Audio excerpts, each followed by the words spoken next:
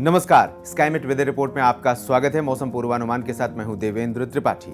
अभी अप्रैल का पहला पखवाड़ा भी नहीं बीता है और देश के पूर्वी राज्यों में पारा 45 डिग्री सेल्सियस को पार कर गया है। देखने वाली बात यह होगी कि मई में गर्मी का रुख क्या रहता है। फिलहाल एक नजर बुधवार के मौसम पर।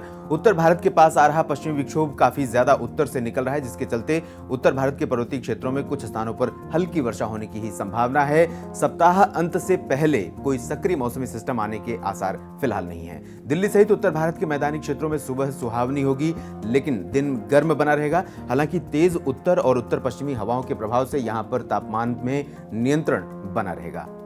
पूर्वोत्तर भारत में कुछ स्थानों पर हल्की से मध्यम बारिश होने के आसार हैं। सप्ताह के आखिरी दिनों में बारिश की तीव्रता और इसके दायरे में यहां पर बढ़ोतरी देखने को मिल सकती है।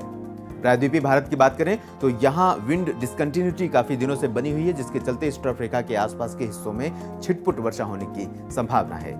पूर्वी राज्यों में लू से राहत के आसार नहीं दिखाई दे रहे हैं। हिमालयी पश्चिम बंगाल से ओडिशा तक एक ट्रफ रेखा बन रही है, लेकिन गर्मी से उबल रहे इन दोनों राज्यों को इस ट्रफ से कोई विशेष राहत मिलने की उम्मीद दिखाई नहीं दे रही।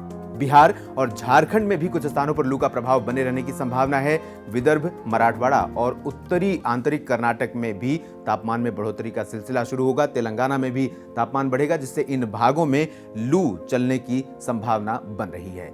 इधर पश्चिम में गुजरात में पिछले कुछ दिनों से तापमान सामान्य से नीचे बना हुआ था, जिससे मौसम काफी सहज था, लेकिन तापमान में बढ़ोतरी शुरू हो गई है। राज्य के तटीय भागों में बुधवार को गर्मी और उमस बढ़ने की उम्मीद है। स्काईमेट वेदर रिपोर्ट में अभी के लिए इतना ही। मौसम को और विस्तार से जानने के लिए आप लॉग ऑन करते रहिए हमारी वेबसाइट skymetweather.com।